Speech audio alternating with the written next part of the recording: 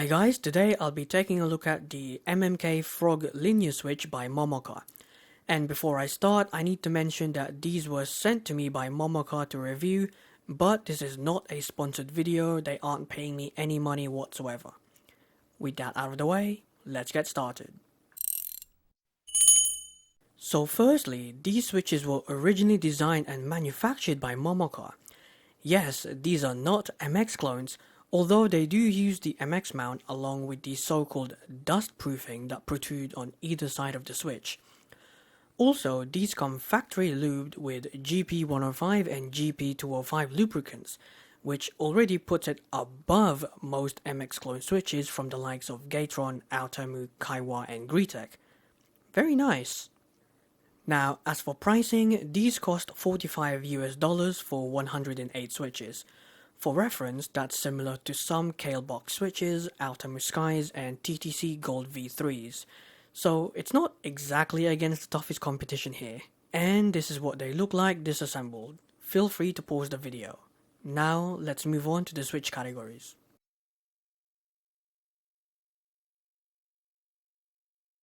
On-center key presses are very smooth and consistent across all switches.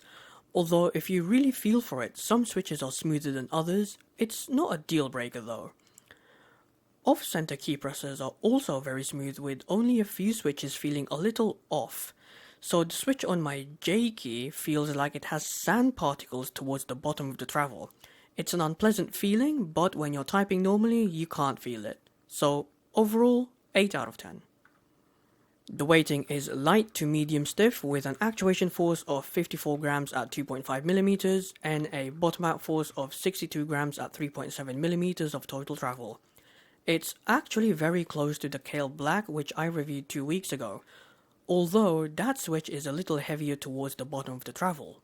Also, just like the Kailh Black, this switch actuates at 2.5 millimeters and bottoms out only 0.1 millimeters earlier. So it seems like those two switches are very similar spec-wise, which surprised me a bit. Overall, it's a nice weighting. It's a mix between the Gatron Yellow and the Kailh Black, which some people out there will like. Personally, it's a little on the light side for me, so it gets a 5 out of 10. Sound is decent enough, although they claim these switches to have a muffled sounded feedback. Not sure why they say this because it's not true. These are not silent switches, nor do they have a muffled sound in any way compared to other MX linear types. 6 out of 10. Now for the typing demo. Enjoy.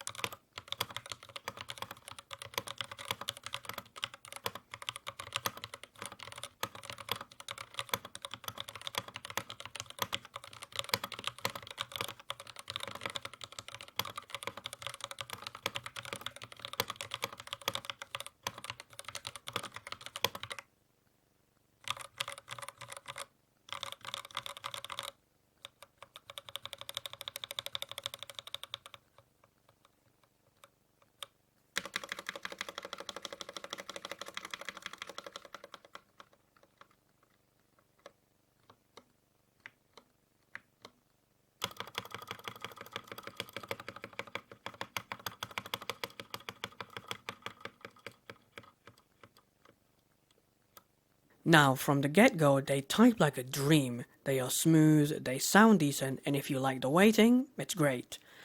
However, the 2.5mm actuation point is its downside. Let me explain. Normally, the actuation point is at 2mm with default travel of 4mm, so those switches actuate right in the middle.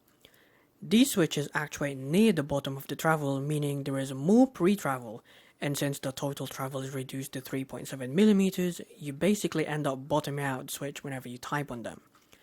Now, this isn't inherently a bad thing. In fact, the Kailh Black has this feature too, but I'm mentioning it here since this switch is targeted towards the enthusiast market, unlike the Kailh Black. Overall, it's a nice switch to type on. 7 out of 10.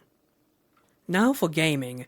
The switches perform very consistently, and for the most part they're very predictable too. However, as I mentioned before, it's the lower actuation point. It does hold you back a little bit when you're executing fast commands in a competitive setting, so it's not ideal in a fast-paced environment. Also, two of my switches outright failed in the middle of a gaming session. Those were the W and the spacebar keys, which if you play PC games are very important. Luckily, Momoka sent me the full package of 108 switches, so I had plenty of spares. Overall, the switches are fine for casual gaming, as long as you're not super competitive or anything. 7 out of 10. In conclusion, it's a really good switch considering its price point. I think it's worth taking a look at. It definitely beats out most MX clone switches out there for sure. The final score for this switch is 32 out of 50 or 64%. Not bad, especially for a first attempt. So Momoka, if you're watching, well done, you're on the right track. Let's bring on the Hall effect switches you guys were talking about now. Anyway, next time I'll be reviewing another linear switch. Until then, take care and goodbye.